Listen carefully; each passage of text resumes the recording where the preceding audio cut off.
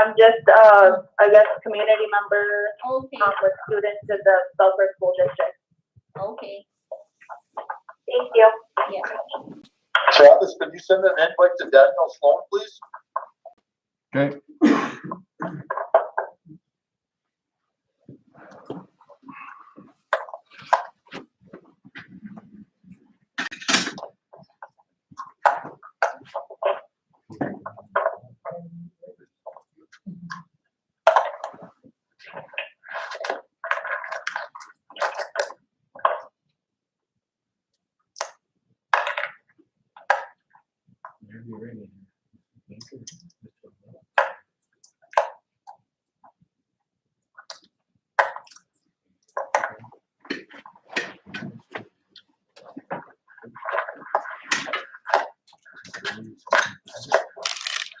How about Danielle? Is she- Okay.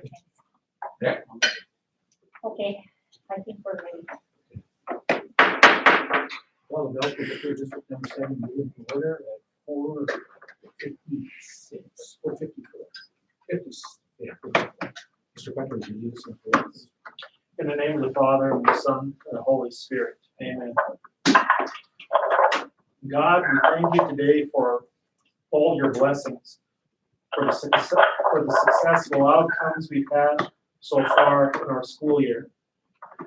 And we also thank you for all the blessings that you bestowed upon us, our staff members.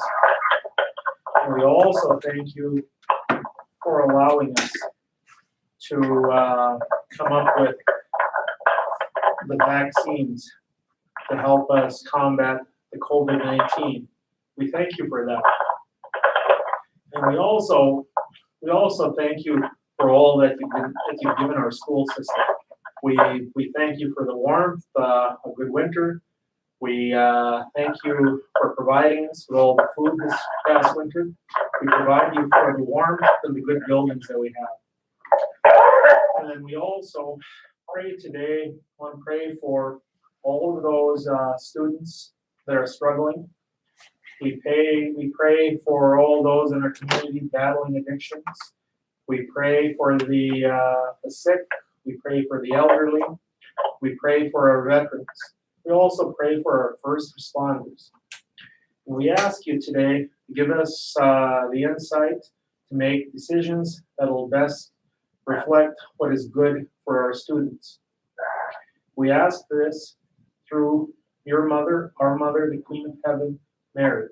Hail Mary, full of grace, the Lord is with thee. Blessed art thou amongst women, and blessed is the fruit of thy womb, Jesus. Holy Mary, Mother of God, pray for us sinners, now and at the hour of our death. Amen. Thank you, Mr. Becker. Okay, item 3, the adoption of the agenda. This time the floor is open for a motion. I'll make a motion. Motion made by Dr. Addison, is there a second to that motion? Second by Kurt. Roll call, Connie, you ready? Okay. Kurt? Yes. LNS? Yes. Dr. Wanda? Yes. Francis? Yes. Alan? Yes. Item 4 is approval of the minutes for February 9th of 21. Has anybody had a chance to review the minutes? If so, the floor is open for a motion for approval. I'll second. Motion made by Francis Davis and seconded by Dr. Ladison. Is there any discussion? Right there. Not, roll call, you ready, Connie? Okay. I sent them one. Okay, LNS? Yes. Kurt? Yes. Dr. Wanda? Yes. Francis? Yes. Alan? Yes. Okay, item 5 is approval of accounts payable. At this time, the floor is open for a motion for approval. I went over, Mr. President. No. Okay, motion made by Kurt for approval of accounts payable. Is there a second to that motion? I'll second. Second by Dr. Ladison. Any discussion? Kurt? No. Dr. Ladison? No. Mr. Davis? No. Mr. Swinville, do you have anything? Yeah, no, it,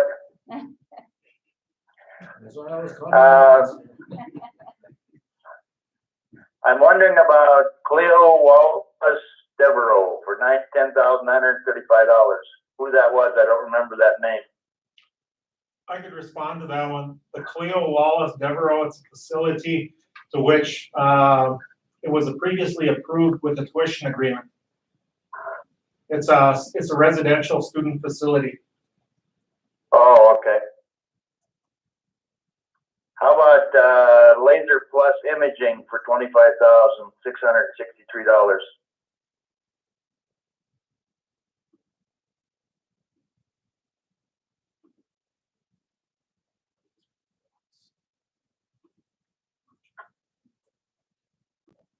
If I could ask, that's the general fund.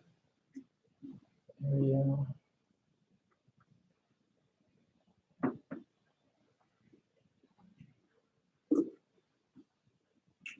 I have a That's feeling. a high school item. The high school library made that purchase, it appears. Or excuse me, maybe not the high school, 104.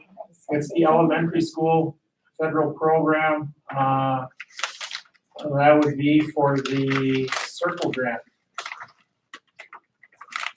I think Keith Lavalley, are you on? Are you familiar with that expenditure? Where is it at in that, for the accounts payable? Where is it at? It's actually based Yeah, on what- North Dakota Circle. It's on page 4 of 8.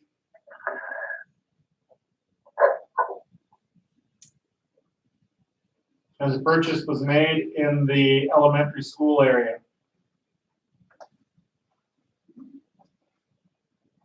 It's 4 of 8.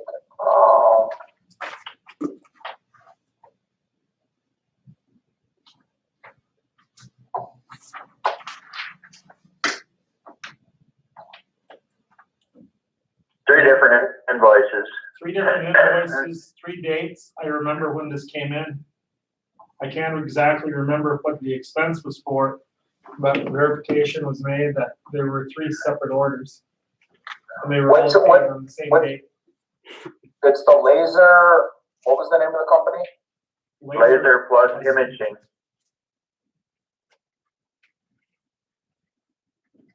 Laser Plus.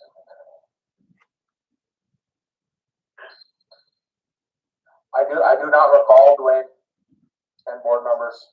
Okay, that's one, I guess we could go back to and we could provide you the response as to exactly what that was for.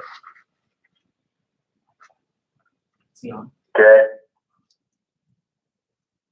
That's all I had. Okay, so no further discussion. Ask for roll call, Connie.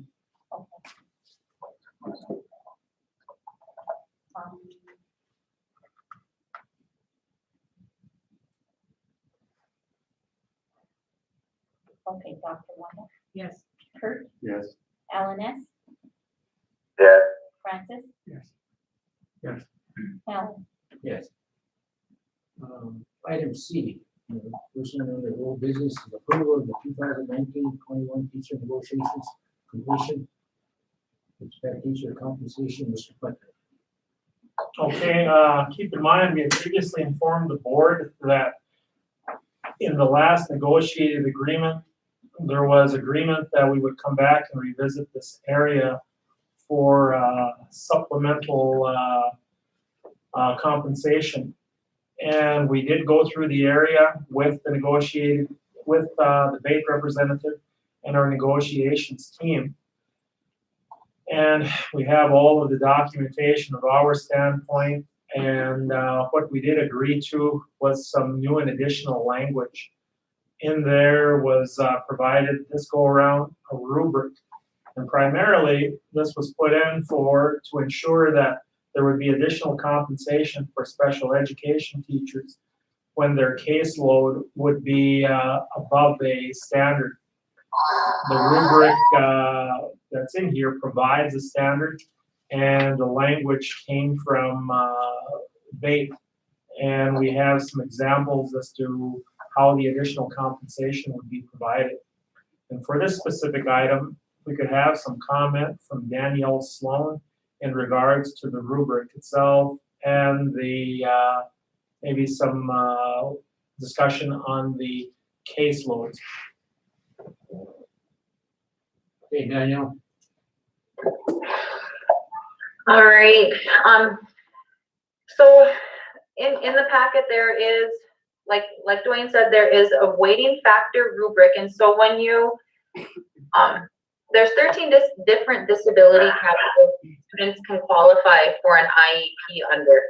And so on the table, there's not 13 of them, however, the majority of them on there kind of overlap into other areas. So these are the primary disability areas, which is where we would weight and score each student.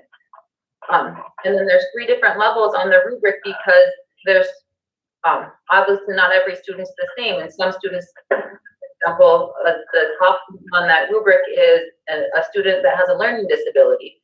Some students may be primarily inclusion and in the classroom, so their weight factor would be lower than, say, somebody who we end up calling out for a few times a day, or maybe they're primarily in the resource room because their levels are, and their ability levels are lower and they can't perform within the general education classroom sufficiently. So there's different levels for each disability category, and those levels we would then use for the rubric below. So there's guidance on how to and weight each student, and then these levels would go based off of their actual IEP. So if a student was scored, say, a level 1 student on a learning disability, we can go verify that score that was given to them on their IEP.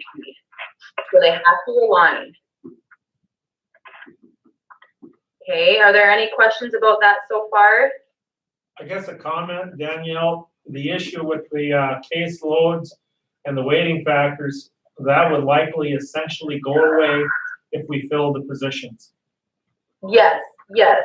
Well, ideally, we would have all of our staff full, and we wouldn't have to really utilize this rubric as a compensation form. However, we would utilize this rubric to properly allocate for our staff. So right now, for example, my staff at the high school received this rubric and they have to weight each of their caseloads. And so once that's done, I can go in and cross-reference, and I can go and check, and that will allow me to see, like, oh, teacher A is at, say, 28 points when the max amount we would want them to have is 29. She's okay. She has a good solid caseload, where teacher B, she has 35 points.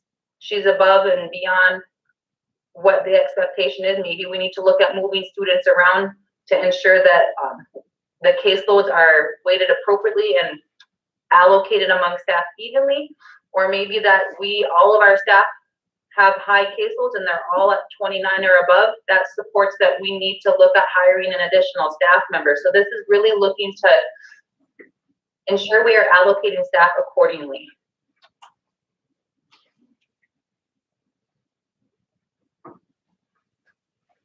any other questions for Danielle? No, the only last item is the recommendation is to approve as presented and was agreed upon with the debate representative. If approved by the school board, this will become effective at the start of the 2021-22 school year. Yeah, this time, of course. Mr. Chairman, I will make a motion to approve the special ed teacher compensation negotiation. Okay, the motion on the floor by Mr. Alman Swingle. Is there a second to that motion? Second by Kurt. Any further discussion by the board members? If not, roll call, Connie. You ready? Okay. Kurt? Yes. Wanda? Yes. Francis? Yes. LNS? LNS? Yes. And Ellen? Yes. Okay, item 2 is approval of final reading for BAGB sick leave policy. Mr. Butler. Oh, I thought we approved this last time. See, they were approved yesterday as the first reading. This will be, if approved today in the same form, it becomes second and final. This was reviewed by the school board yesterday, and it was based on the sick leave policy itself. DAGD was just based on some clarifications that were suggested in a previous audit, that we clarify years, and we also, in addition to that, clarify how we define a school year. And the definition came to be as if you're hired 9 months or hired 12 months, either, that becomes a school year. We recognize 182 days as a 9-month equals 1 year towards this policy. The recommendation is to approve as presented. Yeah, this time the floor is open for motion for approval. I'll make a motion to approve the sick leave policy. Okay, motion made by Alan Turbo for approval. Reading, there is second to the motion. Sick leave policy revision. Also, second by Francis Davis. Any further discussion? I have one question. So there, you don't have to, just because it was approved yesterday, you don't have to wait a certain amount of time to do a second or final read? Not according to what we found in the policy. We just have to have 2 consecutive meetings. Unless the board had changed it. Okay. No further discussion on this, so roll call, Connie, you ready? Okay, Francis, Yes. Dr. Wanda, Yes. Alan S., Yes. Kurt. Yes. Alan. Yes. Item 3 is approval of final reading for DDAE sick leave bank policy. Mr. Clark? Okay, again, this item came up in negotiations 2019, and we agreed to study the policy during this time. And the point of the policy, of course, where we have some teachers, newer teachers, that may run into positions to where they would require additional sick leave. And other than donated, there was really nowhere else to go to remain on a paid sick leave. So we discussed the establishment of a sick leave bank policy. And we're thinking the primary way the hours will be built 2 ways. Of course, one is there's an allowance if staff are departing, they could donate leave into the bank. And in addition to that, to become a member of the bank, to have access to it, at the beginning of each year, you would be required to donate 8 hours. You meet those 2 requirements, you donate once per year, become a member of the bank. Then also, at any given time during the school year, others may also donate leave to the bank. The hours from the bank would be used in accordance with established sick leave policies, DAGD sick leave, as well as the family medical leave policy itself. And it's also applicable for serious family illness. The recommendation is to approve as presented, second read, final read. Yeah, this time the floor is open for motion for approval. I'll move. Motion made by Dr. Ladison for approval of the final reading of the DDAE sick leave bank policy as presented. Is there a second to that motion? I'll second. I'll second. Second by Francis Davis. Any other discussion on this? Not roll call, you ready, Connie? Okay. Alan S., Yes. Dr. Wanda, Yes. Kurt, Yes. Francis, Yes. Alan. Yes. Okay, item 4, approval of fraud risk assessment and internal control. I have just a question on this one before we take action. The information will be updated on Monday for your review. So what are you going to update? This item, of course, actually, we did not complete the update until 4 p.m. today. What it was a fraud risk assessment that needed to be completed. First, we had to make a determination on the fraud risk assessment tool itself. That was finally determined today at right about noon. There was discussion between Mr. Earl Demery and the auditors, and then from there's a series of questions that are asked in the review itself. The answers come from myself and the superintendent. I apologize, this is the first time we've done this. The requirement from the audit was we would try and get this approved prior to March 31st, 2021. We were able to finish the document at approximately 4:30 p.m. today. And so that was the point of the, So we still have time for approval on this, right? you still have time for approval on it. It's done, it's ready to, That's my only question. As the board members, I haven't had a chance to read it. I don't know whether the board members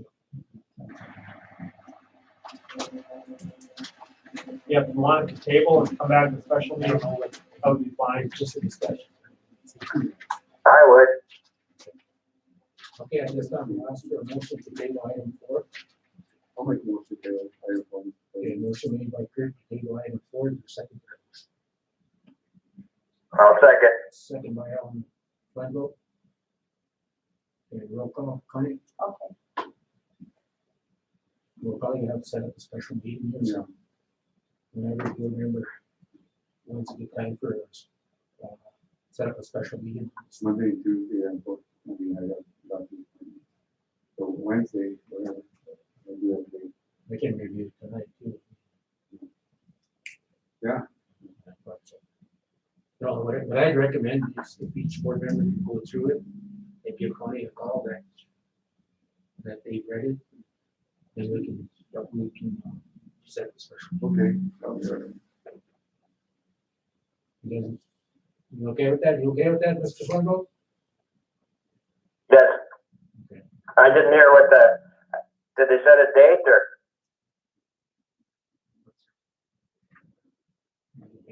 Did we set a date? Yeah, we haven't set a date yet, but what I recommended, Alan, was for each board member to go through that assessment internal control. And when they're done, just maybe reach out to Connie or Mr. Butler or whoever and say that they read it, and once they're done, we can set up a special meeting. But I know there's a deadline on the 31st. But when it's brought to us the last minute, and it's tough to, wish I would have knew it was gonna be put on the agenda and stuff. Because when we approved the agenda, this was important. Okay, roll call, Connie? okay, Kurt, Yes. Francis, Yes. Dr. Wanda, Yes. Alan, yes, Yes. Alan, Yes. Item D, new business, approval of impact aid policies and procedures, Mr. Butler. okay, this is an item that is typically brought to the school board in July, summer. It's also presented to the tribe for approval. It was previously presented to the tribe. However, we did not get it to the school board for approval at the start of the fiscal year. We were in contact with the impact aid federal offices, and they indicated that if we got it to the school board, just so there was an approval, they would accept the document as presented. Recommendation is to approve as presented. Yeah, this time, the floor is open for motion for approval. I'll make a motion. Motion made by Dr. Addis, is there a second to that motion? Also. Second by Kurt, is there any discussion? If not, roll call, you ready, Connie? okay, Alan S, Yes. Kurt, Yes. Francis, Yes. Dr. Wanda, Yes. Alan, Yes. Item 2 is approval to purchase 2 71 passenger route buses. Bob Azure, is Bob on there? Or- I believe I will be taking this one for Mr. Azure. Okay.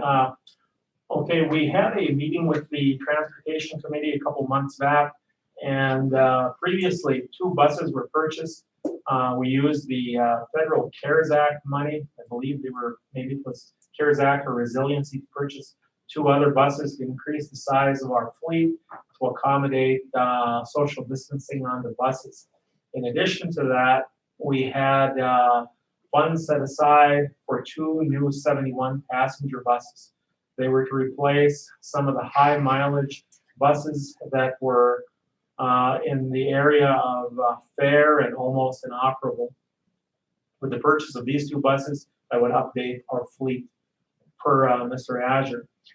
We did put out the bids. We did receive 2 bids, one from Hartley's, one from Harlow's. Initially, it appeared the Hartley's bid looked like it came in low. However, after Mr. Azure going through the bid specifications, he provided documentation and specifying Hartley's did not meet the bid specifications provided. So therefore, the low was Harlow's. The recommendation is to approve purchasing 2 new 71 passenger school buses from Harlow's Bus Sales in the amount of $84,535 each as presented. Yeah, at this time, floor is open for a motion. I'll make the motion to purchase these 2 buses from Harlow's. Okay, motion made by Alderman Slinville for approval of purchase as presented. Is there a second to that motion? I'll second. Second by Kurt. Is there any discussion on it? Not, roll call, you ready, Connie? Okay. Kurt, Yes. Alan S., Yes. Dr. Wanda, Yes. Francis. Yes. Alan. Yes. Item 3, dedication of the event center auditorium to Derek Dixon, high school music teacher and head wrestling coach, naming in the Derek Dixon auditorium. Kurt Felker, I think, Shane. Shane to see if you started off. Mr. Martin. Shane. Yes. Okay. We're on item 3 on the dedication of the event center. Correct. Yes, in your packets, ladies and gentlemen of the board, you'll see that we have a recommendation for the Braves Event Center to be surnamed after the dedication, or to the dedication of Derek Dixon for commensurate years as head coach of our wrestling team, band director, and multiple other areas within our school district, namely 3-time North Dakota High School Athletic Association coach, Class A Coach of the Year, 5-time North Dakota High School Athletic Association West Region Coach of the Year, and the number 19, coached 19 state champions, coached 160 state place winners, set 2 team wrestling records, and as a head, 44 years in total, 42 years of that was as a head coach for our wrestling program, and most of that as well as our band director. And in naming a facility after the prestigious amount of work that he's completed for our school district, the board enacted a policy in 2015 or 16 that allows an administrator, board director, or staff to bring forward any dedication to the board of directors for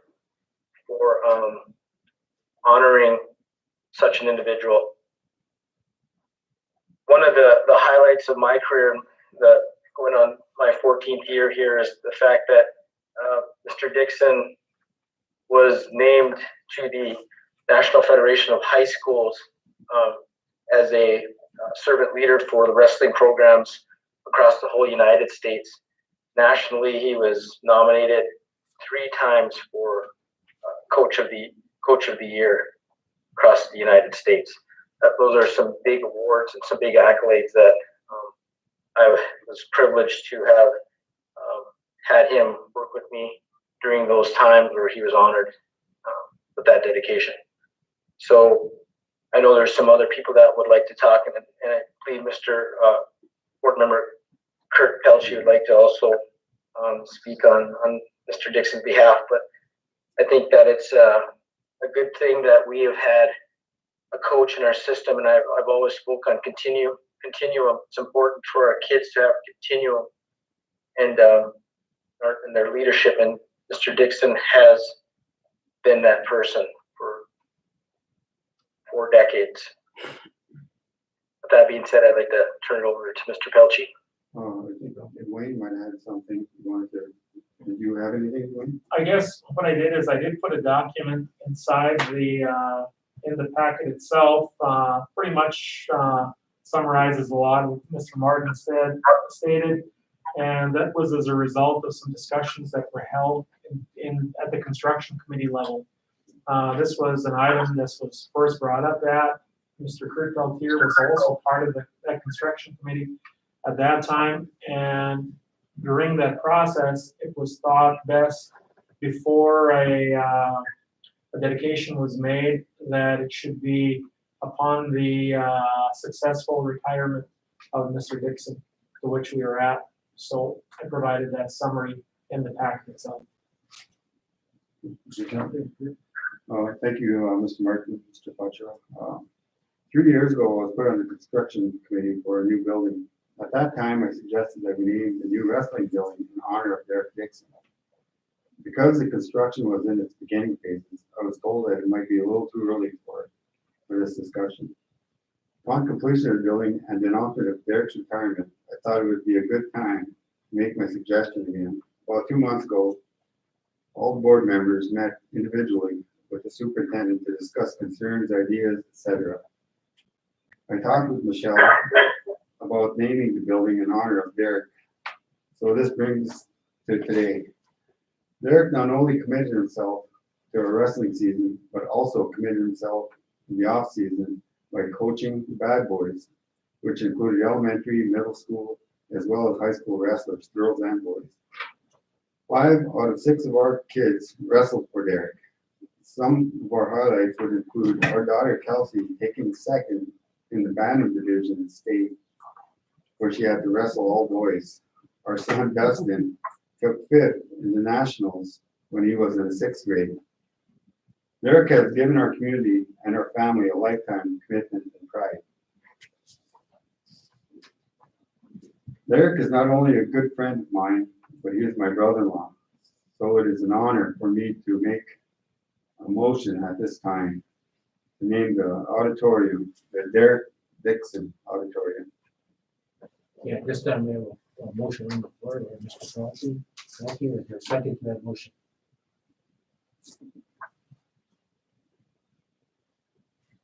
I'll second. Second by Francis Davis. Is there any further discussion on this?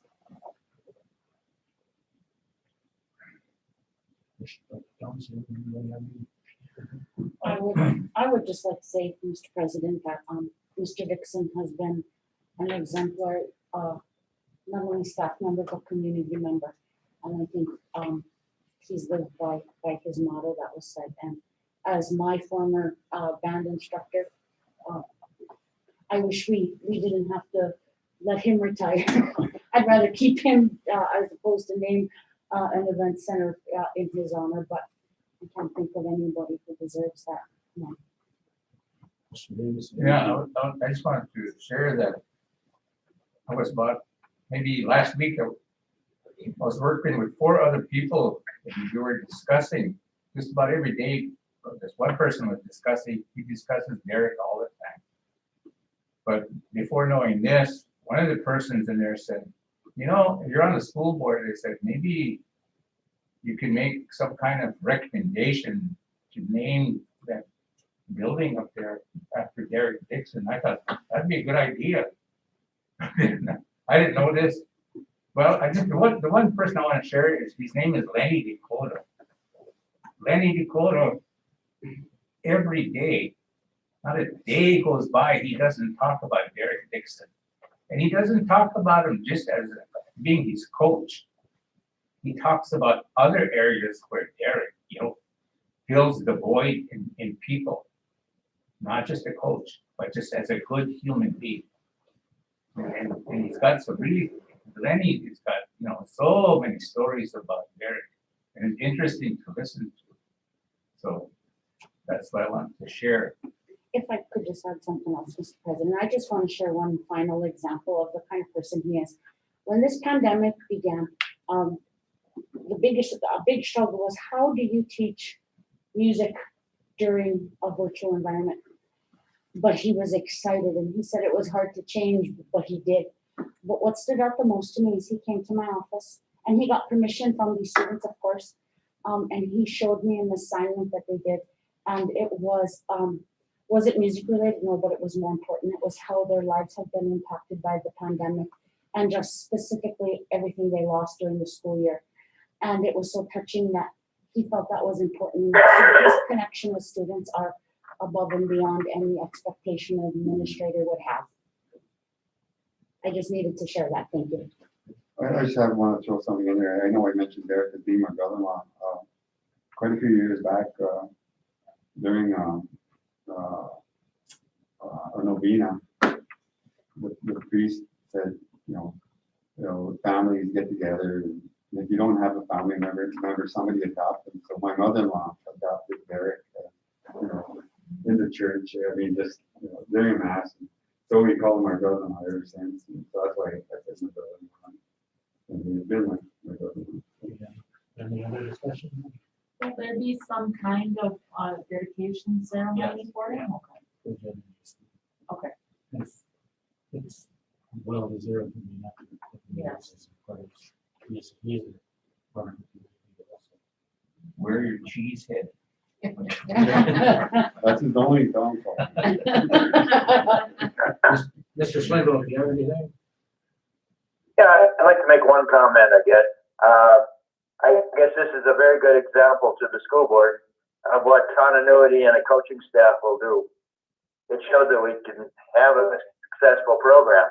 And if we could get a little bit more continuity in our basketball and our football and those kind of programs, maybe we could have some success there also, much more so than what we've had.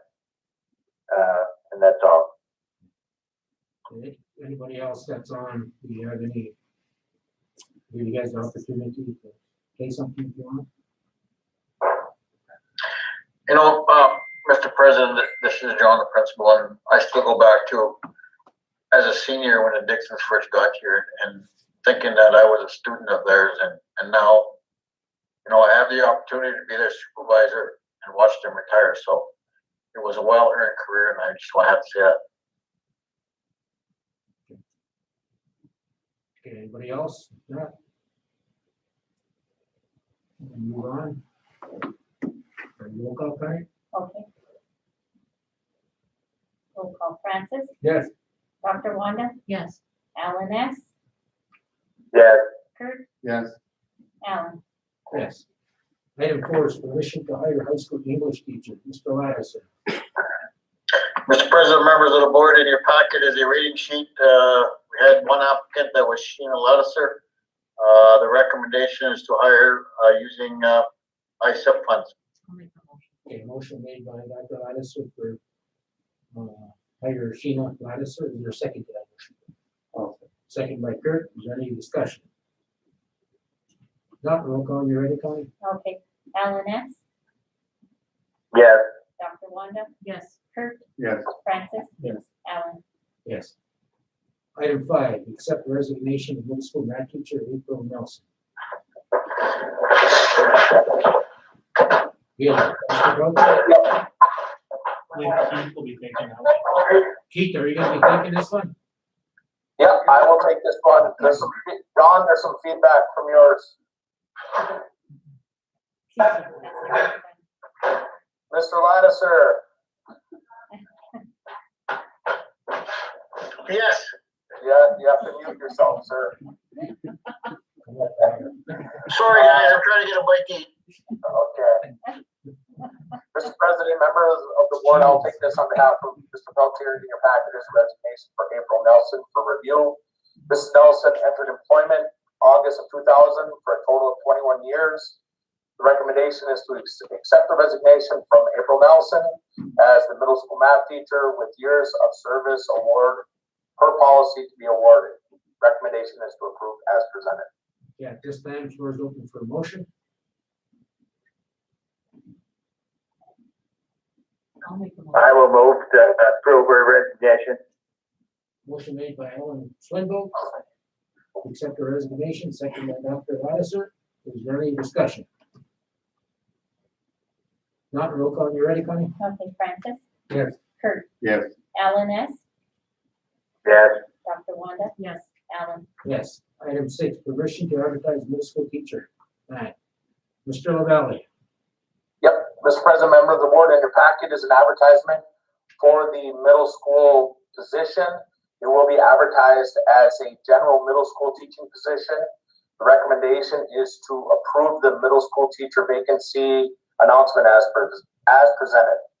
Yeah, at this time, the floor is open for a motion. I move. Motion made by Francis Davis for permission to advertise middle school teacher. Matt. Is there a second? Second by Kurt. Is there any discussion? If not, roll Would this call. mean you could use, would this mean you could use the teacher as the science teacher as well as math or any other of the areas? That is correct. Okay. Roll call, Connie? Okay, Francis, Yes. Dr. Wanda, Yes. Alan S., Yes. Kurt, Yes. Alan. Yes. Item 7 is approval and review committees for middle and elementary schools cooperative agreements, River School Agreement, and Turtle Mountain High School 100-297 contract for services and plan of operations review committee. Mr. Butler. Okay, as President Malater indicated that we have several agreements and a plan of operations contract for services that are coming up for renewal as of June 30th, 2021. And what was discussed over the last couple of months is it would be time for a review process to go through the elementary and middle school cooperative agreements. Ojibwa is a little bit different, a support agreement. And of course, the high school contract for service and plan of operations. And what was suggested is that we establish one committee to go through all of the agreements, and for each of the agreements, we would bring on different parties. For example, the high school agreement, we would probably call in the high school principal, Ojibwa agreement, our school administrator there, same thing for the middle and elementary schools.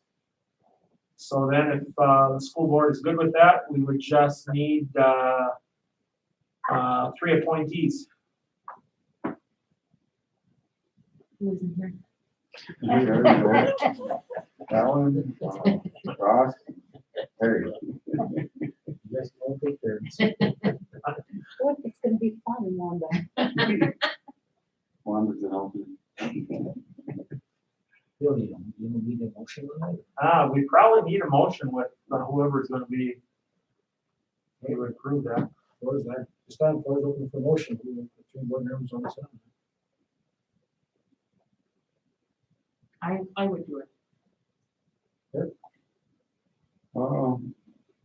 When are the meetings? Whenever you're available. Okay. Oh, hold on. Mr. Swindle? What? Mr. Davis? Yeah, I suppose. Mr. Davis?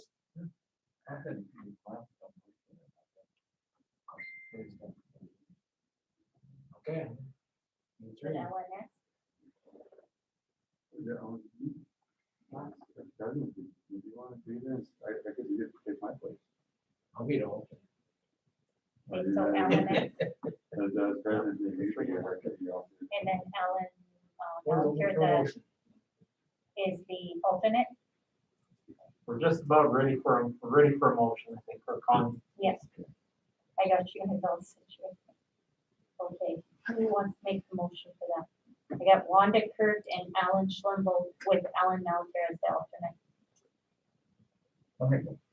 A motion made by Francis Davis to nominate Mr. Kurt Pelkey, Dr. Ron Morris, and Robert Schoenberg, and Alan Hacker as the alternate. Is there a second to that I'll motion? second. Second by Dr. Ladison. No further discussion on this, roll call, get ready. Okay. Kurt, Yes. Alan S., Yes. Dr. Wanda, Yes. Francis, Yes. Alan. Yes. Item 8, second round of CARES Act budget committee. Mr. Butler. Okay, again, as was mentioned to the school board at last month's meeting, I believe we received right about a $9.9 million allocation of CARES Act funding, and we may have some of the CARES Act that would go into carryover as of June 30th. Not sure at this point. And the suggestion was, in discussing this item with the superintendent, that there would be discussion at the school levels to where they would put in budget requests, but ultimately it would next go to committee level consisting of the superintendent, myself, the school board members, and once there was that thorough review, might be suggestions, then it would come to the school board for final approval. And just to interject there, so in addition to that, the Bureau does receive their CARES funding as well, and so they are working on their spending plans within the Bureau, and then we're coming back to meet and identify those areas that could be supported with the district funds. And just to give you an update, there is some guidance right now, and we have that ready for these committees. However, legislation does want a more active part in this, and I know one of the hot items they're discussing right now is the possibility of construction, although it's not allowable right now. And so the clear guidance, and I've been checking DPI often to get that more clear guidance, so just know that's where that's at. But this is a good starting point, and they do have some initial guidance on us allowable expenses. Okay, at this time, open up the board for a motion for 3 names of board members. I'll make a motion. Motion made by Dr. Addison, named 3 board members. You.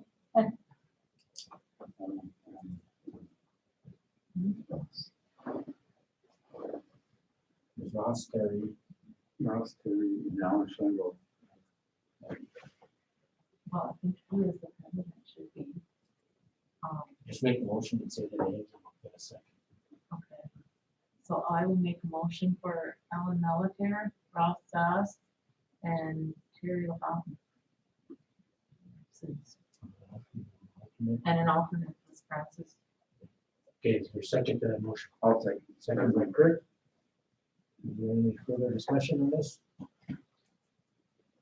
What, roll call, you ready, Connie?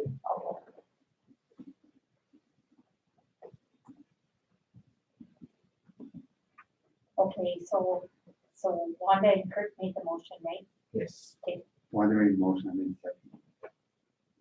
Trish made the motion for Alan, Ross, and Terry, with Francis as the alternate. Okay, Kurt, Yes. Francis? Yes. Dr. Wanda? Yes. Alan S. Yes. And Alan. Yes. Item 9 is approval of voided outstanding checks. Mr. Earl Demery. Good afternoon, Board President and School Board. Today is I am requesting to get approval for the on cash checks. So that part of my process that I have to do every year. My first step was to send some checks to the unclaimed property, and I did that. And then that's the first set of checks for $3,863.09. And then the second set of checks for $59,360. Those are the checks that we have at the office that were not cashed. Part of the procedure is to present it to the board to get approval for the uncashed checks, so I could go ahead and void them and get them off our books. Anything else, Earl? No. At this time, I'll ask for approval of the voided outstanding checks as presented by Mr. Demery. Floor is open for a motion.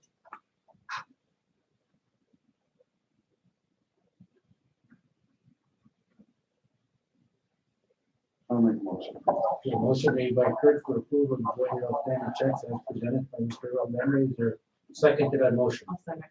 Second by Dr. Lattiser. Any discussion?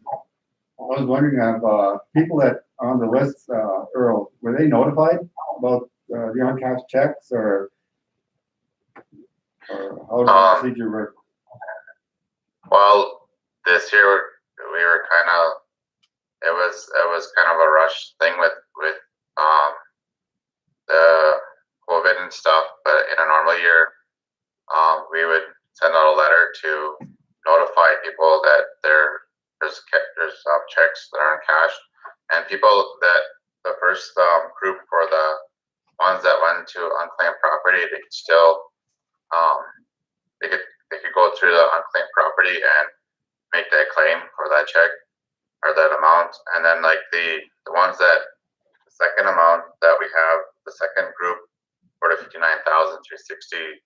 If somebody was to come forward and requested it, all we'd have to do is just we'd have to print them out, check up, and then they could catch those ones too.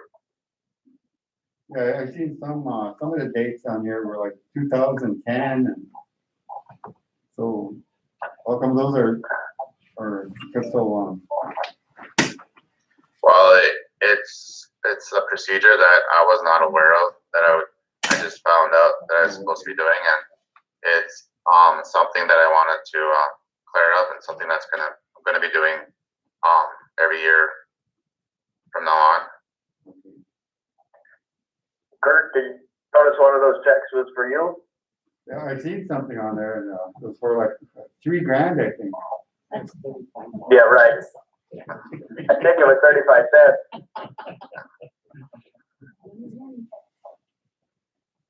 Is there any other discussion on this? If not, roll call, you ready, Connie? Okay, Dr. Wyatt, Yes. Alan S., Yes. Francis? Yes. Kurt? Yes. Alan? Yes. Item 10 is approval of purchase of mid-size SUV from Western Motors, the Turtle Mountain Elementary School. Yep, the Turtle Mountain Elementary School has been using several of their vehicles to transport a lot of the students that were coming in for specialized services. And we had an issue with their 2015 Chevrolet Tahoe. I believe there were a couple issues with it, and we ended up having this bad gas smell in it, and we ended up finding out it was a gas line issue. But even after it was repaired, there still remained this gas smell. So what was discussed is that they had the excess funds in their budget, and they requested that they trade the Tahoe, the 2015 Tahoe. However, after driving in a couple weeks, we thought it would be best that we let it sit, make sure, see if the gas smell goes away, periodically drive it, and maybe put it back on the fleet. But at the same time, they still do need an additional vehicle to provide transportation to some of their students. So we were able to acquire 3 quotes from 3 different dealers. The low quote came in from Wesley Ford. It's for a 2020, I believe, Ford Explorer with 17,259 miles. There was also discussions with the elementary school assistant principal and the superintendent on the type of vehicle to get. He thought this would be accommodating. It has a 3rd row, should easily seat 6 people. The recommendation is to approve as presented.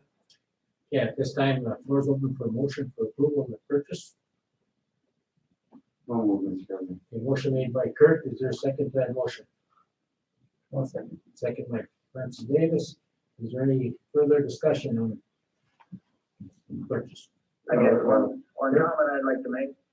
Okay, I'll go with Kurt first, Alan. Yeah. I was wondering, did you guys try like Devils Lake, Grand Forks, and see what kind of bids you get from I believe, I don't think a call was made to Grand Forks, but definitely, it was all the dealerships, did a search on Auto Trader and found all the vehicles that would fit the description within, I believe it was a 100-mile radius. How come you went with the older vehicle? I mean, why, the new vehicle is gonna be too expensive? The newer vehicles jumped to mid-40s. So then the other consideration that we did take, of course, is with the used vehicle. We don't put a lot of miles on our vehicles. We get something that's in good running condition, still has warranty available. They usually last a long time. For example, the 2015 Tahoe that we have, that's 15, and I believe it has 63,000 miles on it. So there isn't a lot. And what we looked at were some of these vehicles that are just coming out as program vehicles. Still come with the warranty. They look and drive just like new, but at a little bit of a reduced price. That's all right, Mr. President. Thank Mr. you. Swinville, you have a question? Yes, I guess my first impression was that, the Buick Envision from Ryan Ford would have been a much better vehicle, but it's a brand new vehicle with, just about $1,000 more cost and a third of the miles. But at the same token, did we ask for a 4x4 vehicle? We did, yes. Okay, well, then I guess the Buick Envision would not really fit because it's just a Those are smaller. although I drive one, it's a very nice vehicle. And we could get warranty from, Raleigh, I would think, without going to Minot. Actually, that's just a picture of their Buick Envision that's on there, the new Envision. What they quoted us was below was a used Ford Explorer. A used what? Ford Explorer. They just happened to have had a picture of a Buick Envision that was included on their letterhead. Really? And it doesn't say anything there. No, it's actually the Ford Explorer is what they provided it for. Oh, okay, I see that at the top now. Okay.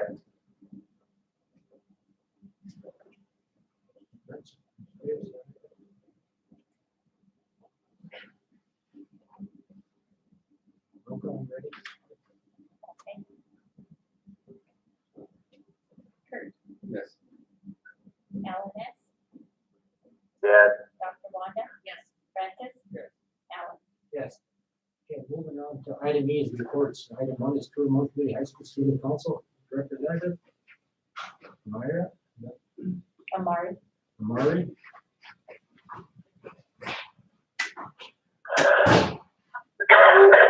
Amari, are you on? There she is.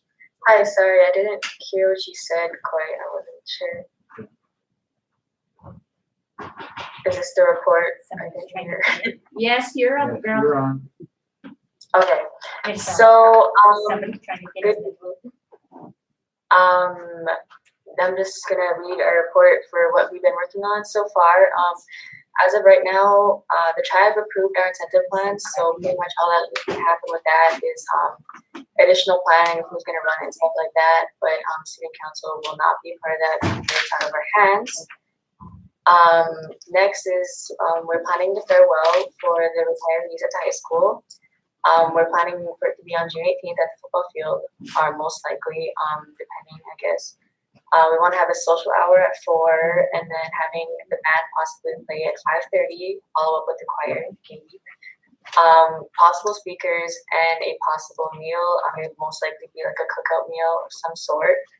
And then we're planning to have the former and current students get together to create a message for a farewell to them, to all the retirees. And then, of course, if people are unable to make it, we are planning on having them send in like little snippets of videos so we can put it all together in one big video to show them. And then there have been some concerns about people wanted to send mistakes in art. So our plan for that is just to have them send it to the school, to Leslie, so we could give it to them at this farewell gathering. And of course, this gathering will follow all COVID protocols. And then our next thing that we are discussing more upon is doing a memorial for the staff members at the high school who were passed from COVID. We're trying to come together with something kind of creative, so it's not a sad thing when you see a memorial of them, but more of a celebration of their life. And then we all agreed to take on Mr. Schlinvold's plan. Kind of, he had sent us a paper about, I think it's called, it's something program in Fargo for athletes. So we're going to do the same thing here. We need to discuss a little bit more about the criteria of it, but basically it's going to be a program for multi-athletes who are also doing good in school and an all-around good person, and kind of exceeding the expectations of their roles in school and in their sport. And we're also going to create a second program for the statisticians and student managers because they do give up a lot of their time as well to youth athletes. And then we are looking into doing possible sponsors for our extracurricular of the month that we wanted to. We aren't sure yet because we haven't discussed a whole lot. Everybody's been super busy, but we want to possibly do sponsors to help pay for some of the merchandise to give to the people who get that that reward for the month. And then student council also participated in doing COVID videos for school. We did one that was hand washing, getting on and off the bus, how to walk in the hallways. Oh geez, I'm drawing a blank here. How to put on a mask and how to enter and exit classrooms, kind of, sort of. So those will be used and viewed, I'm pretty sure, in all 3 school systems. I'm not entirely sure. I'm kind of working with Marilyn on that. And for what's next for us, we want to plan a boarding school walk in May. Of course, bring awareness to boarding schools and probably get some speakers for that too. And of course, following all COVID guidelines. And then this was brought up at our last meeting. It was kind of a spring homecoming for people because the seniors didn't get their fall homecoming. So we were thinking something along the lines of a spring homecoming with softball or baseball. This is kind of just an idea we're throwing around, so we don't know a whole lot about what we're going to do yet. And then another idea that was kind of thrown around at one of our last meetings was a June formal in place, a winter formal that we did not get this year. It would probably most likely be the first week or weekend of June, I think June 5th or 6th, I'm not entirely sure. And we want this event to most likely be an outside venue kind of deal on the school grounds somewhere. Like I said, I don't know a whole lot because it's kind of just some ideas we're throwing around, but that's all I have for the report, and I'm happy to answer any questions you guys might have. Just thank you. So many questions. Bert? No. Mr. Swindle, do you have any questions? No, I don't. Thank you, Murray, for taking the ball and rolling with it. Mr. Davis? What's a boarding school walk? So we wanted to raise awareness about the residential and boarding schools that the Native people have been through, because it was brought up in one of my history classes that I was in, and a lot of kids were unaware about this part of our history, I'll say. We kind of wanted to bring awareness because people are just now kind of starting to talk about what happened at those schools and how it has affected people, and then of course the trauma of those boarding schools and of what happened to people in the past have been passed down through generations through our DNA. So we thought it would be a good idea to address that and to bring awareness to it. And what is it not? It's not just a walk. Then you'll probably have somebody speaking there about boarding schools or something. Yeah, there have been, I know a couple of boarding school survivors, so we were gonna get in contact with them. Like I said, we don't know a whole lot because we were just trying to check off one by one on our checklist. But yeah, we're most likely gonna have speakers there, and then of course having a walk of some sort.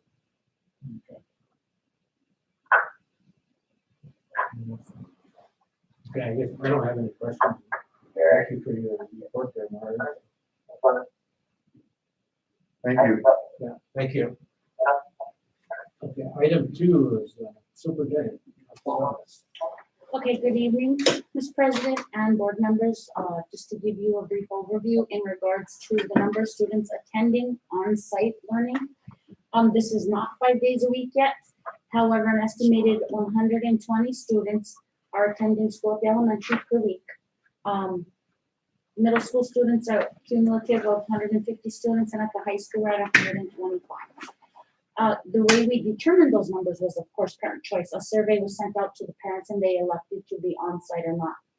But we did stand firm, in case any of you did receive concern, we gave them the choice, but we were very concerned about the opting in and out, and that would definitely mess up the transportation that was structured, and we would be fluctuating on a daily basis. So students who chose distance learning could not opt back into on-site because of the additional precautions we have to take, and it would change constantly. However, the quarter does end on April 16th, and we're opening that up again because I do have a feeling a lot of parents have changed their minds since then. I think a lot of them want to see how it goes. I anticipate, and sort of, in discussion with Mr. Sobo, a big increase. So K through 12 has been doing hybrid. Tiny Turtles has not at that point. However, there's been discussion, and I can tell you that Mr. Ddae Pelchi is the administrator designated at Tiny Turtles, and Debbie is the director. And so they are starting to meet to begin discussions on bringing some of our tinies back on site. And then we just held discussions with principals on, wanting more students on site, knowing what's best for them. I can also tell you that I reached out to our education liaisons at the tribal council to begin the discussion, because we just want to know where they're standing, and if they support that, then we can move forward with a plan that would allow more students on site. We're following the guidance of our tribal health officer and did a stratified opening, meaning grade levels at a time, and then determining the success of it before we move to the next. And I can say so far with students on site, I witnessed it. It feels good. They're happy. You can see the difference. And so ultimately we want to move in a stronger direction that way. In regard I guess I'd like to offer a quick explanation as to why we seem slower than the rest of the state. I can tell you that we were one of the first, and still may be the only one, of the Bureau Indian Education, or the Bureau operated schools actually having students on site. And so again, like I shared, I go through you, I need your blessing first, then we need to get the blessing from the Bureau, and then we ultimately go to the tribe. And so it's quite a combination of meetings, but I feel like we've managed it well. And so I'm looking forward to some more normalcy returning, and ensuring that our kids and staff are as safe as they can. So just a little update on the distance learning. So, and just to share, the nice thing, and let's pray it stays this way, is that we still deal with COVID quite often, but we are now, and we have been delving into actual student improvement, student achievement.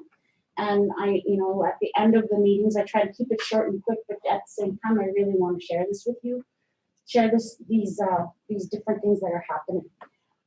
So Cognia is designated by DPI as our accreditation organization, and within that, we work on our school improvement system. We create our SMART goals, but that also involves some, deep analysis of data. On the BIE side, they have a separate one, and so we've constantly been trying to do 2 different school improvement plans for one building. And so we've combined our efforts, and I wish you could witness it, because you have bureau administrators and district administrators working side by side and identifying one solid plan that works for both of them, and not just for reporting purposes, but that will truly impact student achievement. And myself and Shelly Hare from NCEC, she's been an integral part. Thank you for approving her involvement and NCEC's involvement with the literacy grant. With her and Mr. Sobo and my sister Kelly as the EDSPA, we presented at a Cognia conference to assist others in Bureau operated schools. I was very proud of the strides that our administrators made, and those on here can attest to that. I was also not to put a healthy return to learn town hall presented. Apparently we caught the eye of DPI because we were the first to test students, to Binax test students, and they wanted to get some insight on the process as they can begin now testing their students, athletes, whatever purposes they need. And then also there is Binax testing occurring on site now for our own staff. We've had identified people and they've been trained, and so the COVID designated COVID coordinator has actually gone on site where there's a different process where they can do their own Binax testing now. And we do comply with the Dynamics database through DPI, or excuse me, the Department of Health, and we only report positives. So far, so good. We've had none, knock on wood. She tried to snag us up at the business office today, but I missed her call, but they're offering it to all employees who want to take it voluntary. So last week, I attended an NCEC governing board meeting. A really good time at Minot State University to sit with other superintendents and get insight, and we're all pretty much in the same boat, sharing the same struggles. It was good to get that support at the superintendent level. And then Friday, I ended up in Bismarck for NDCEL superintendent budget training. I was in a meeting, so I did miss the first part of it, but I have some real valuable information to take away. As I stated last night, I am a new superintendent and I'm trying to soak in what I can, especially, with specific to how we generate our state aid. And oh, by the way, I did attach my training if you were curious, so you can look at it or not, but I just thought I'd add it. And then through our leadership team training, and again with the work through NCEC, we have biweekly meetings with the district-wide leadership, and that includes several staff from each building area in regard to the multi-tier support system and how we can improve our literacy across the board. We have a lot of non-readers in high school or struggling readers, and we know that they need that support. So all the way from pre-K straight up to 12th grade, there are people on there, and that even includes Turtle Mountain Head Start. So it truly is a school-wide, district-wide initiative. So with that, I think I've covered everything on my board report. If you have any questions regarding it, I will do my best to answer. Yeah, just have any questions for. Thank you for, looks like you're really busy. Well, I'm excited. This is, we got through COVID, and we're still getting through COVID, but this is the meat and potatoes, and I'm excited and very hopeful for our kiddos. And I think all of our administrators are.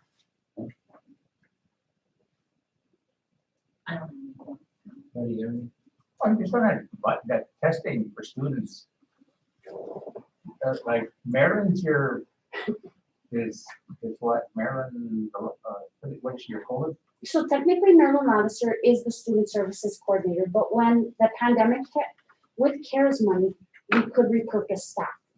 And at the time, there were no students to serve in the building. And in discussion with Mr. Ladisser, who I believe is still on, we felt it was best to repurpose her. So her title has not changed, her pay has not changed, it was just her purpose. And at that time, there was no way I could, or anybody that's a full-time job, and then some. And she has assistants on the bureau side as well.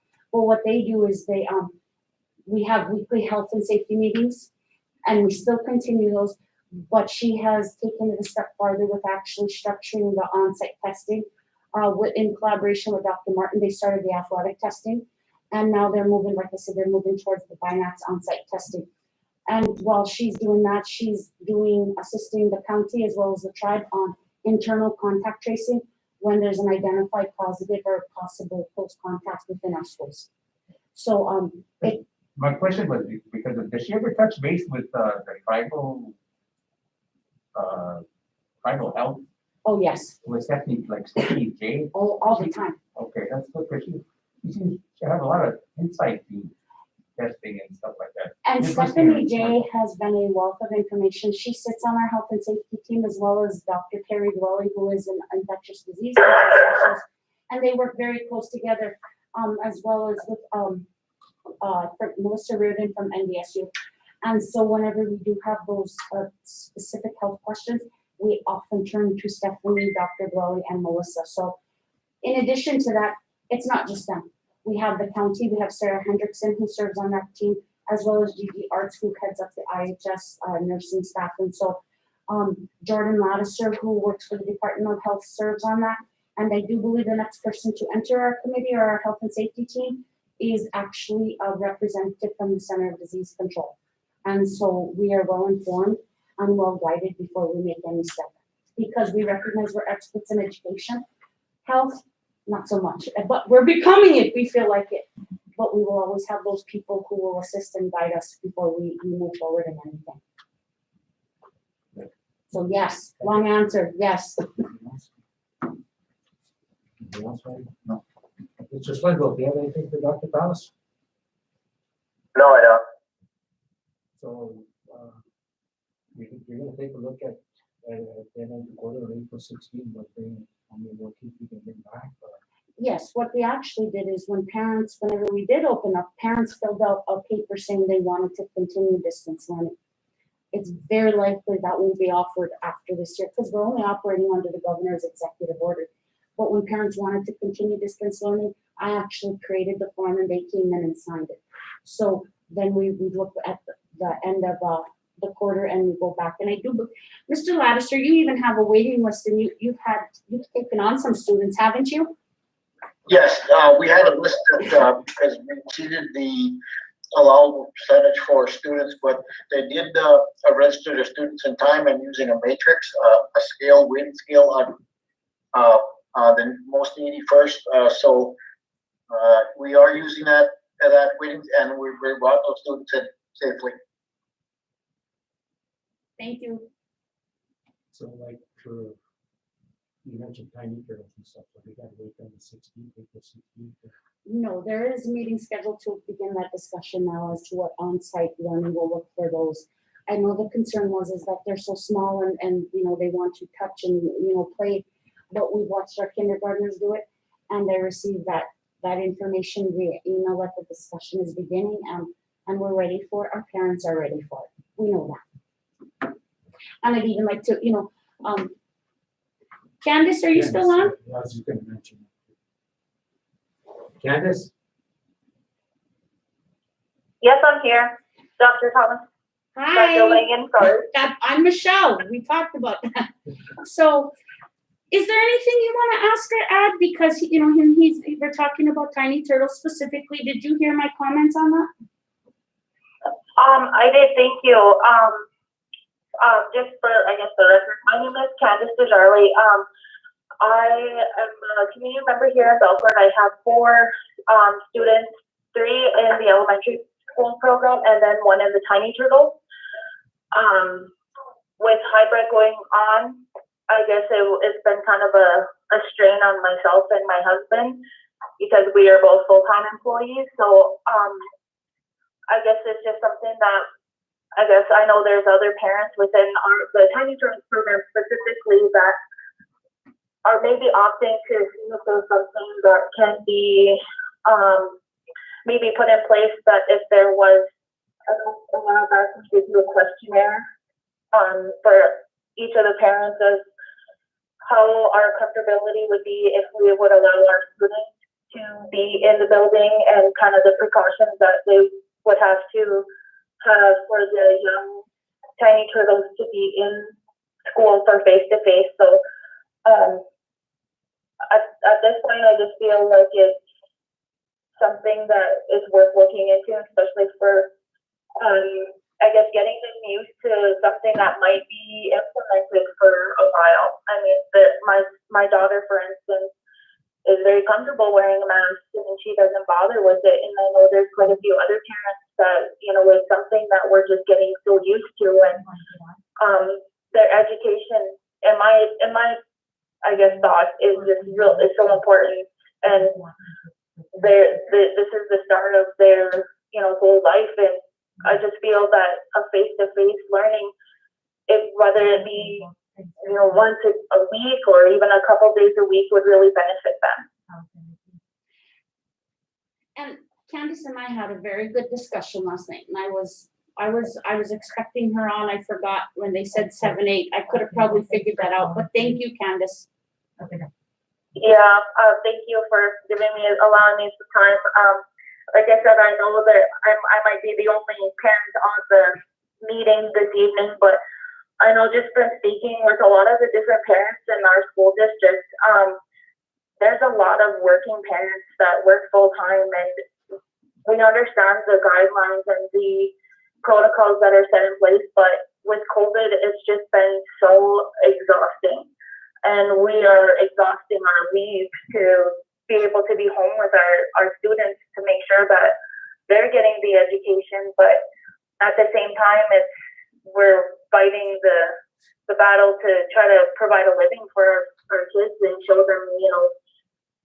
mom and dad or grandpas and grandmas or aunts have to go to work every day, and we can't be there, and yet we're kind of struggling because some of the, especially like I said, in my own personal experience, all my children are under the legal age to leave home, so I'm worried about leaving them home unattended and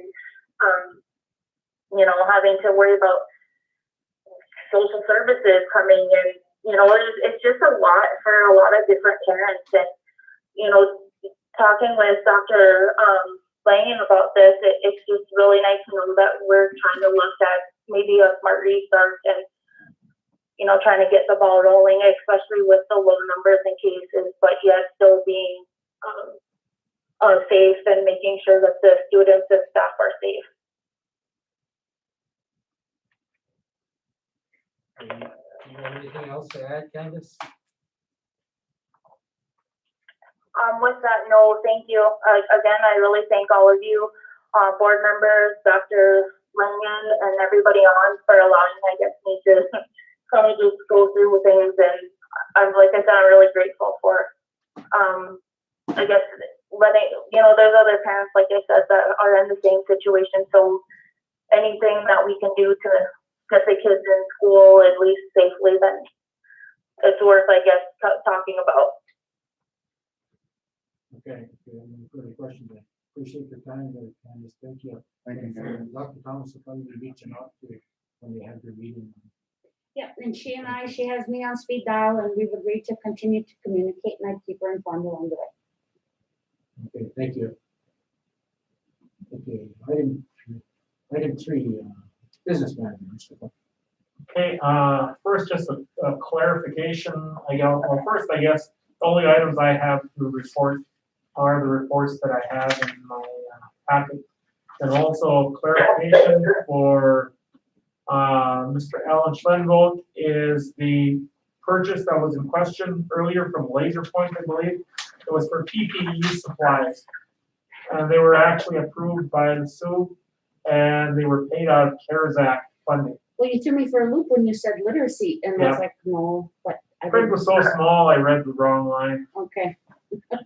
So we got that clarified. And the other thing from Mr. Schlenvold is a shout out to Alex Page. Yes. We offer congratulations on her accomplishments. We are sure pulling for her. Other than that, Thank you very much. anything to add? Any questions for Mr. Butcher? Not Mr. Ladisser?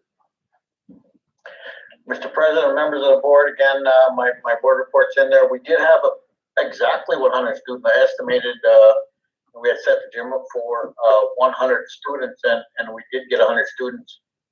92 did test in the gym, and 8 tested because of accommodations for students who they did test in a smaller setting. So we have parent-teacher conference set for tomorrow, 2:30 to 7:30. Again, this will be a virtual pre-conference for the quarter. That's what the high school has chosen to do, 4 pre-conferences rather than after the fact conferences. Our teachers did schedule with their parents virtually, and we're ready to go. Again, teacher evaluations as time is coming around the corner, so work with my administrators to make sure that they're getting their evaluations done in a proper time. The new CARES then budget, and we did get an award letter for $2.48 million. So I will work on budgeting. I do have a meeting with Minneapolis office tomorrow to go over some items in our Native Star, and then to address the final budget, which I will bring to this board and to, of course, the tribe, because it is a grant budget item. So they will have to approve it. Updated students for hybrid classes again. Thomas asked about, it's about 120, and we wanted again today. It's 120, and we come to school 2 days a week, so Tuesdays, Thursdays. So we're averaging around 120 students. We continue to attend our virtual meetings as required. That seems to be, planning for next school year. We're working on finalizing the calendar. Just some additional updates. We're finishing up, our calendar starting to think about next quarter already. As Dr. Thomas said, as principals, we feel that we're ready for more kids. Our kids, when we walk around a classroom, they're very cognizant of the social distancing. I don't think we had to talk to Ryan and Danielle, less than 1 or 2 students about wearing masks. Our kids are pretty cognizant about wearing masks, respecting their social distancing, making sure they sit in those squares, those grids that we put in our classrooms. So what we put in place is really working, and our kids are attest to those, and our parents. We haven't had a lot of stuff going on. So again, Danielle and Ryan, if you have anything to add, if not, then I'll just take questions. Okay, thank you, Mr. Lattiser. At this time, is there any questions for Mr. Lattiser? Any of the board members, Kurt? No, I don't have. Mr. Lattiser, no? Mr. Slingo? Just like to say that we're very proud of our granddaughter. She not only was the senior athlete of the year for EDC, she has been also selected as a Miss Basketball finalist along with 3 others. That's all. Davis, no. Okay. I guess I don't have anything at this point for word Mr. Lattiser. We'll move on to board members. Kurt, you have anything? I'd just like to congratulate Mr. Schlimbo once again on your daughter's success, and be looking forward to watching her play this weekend in the state tournament. Good luck. Thank you. Granddaughter. 2:30 on Friday. 2:30 Friday, okay. Oh, I'll have to check my schedule. You having a meal?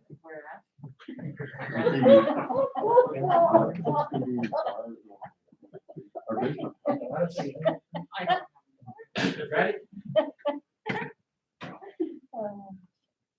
Yeah, I'd also like to congratulate your granddaughter, Mr. Swingle, on your accomplishment, not only on her basketball, but academic too. Thank you. Mr. Swingle, do you have anything? No, I don't. I guess I jumped the gun, and I was thinking we were at board members' reports already. Okay. Right. I am active just for information for Angela, assistant principal, and Chief Bennett at this time. Concludes our meeting.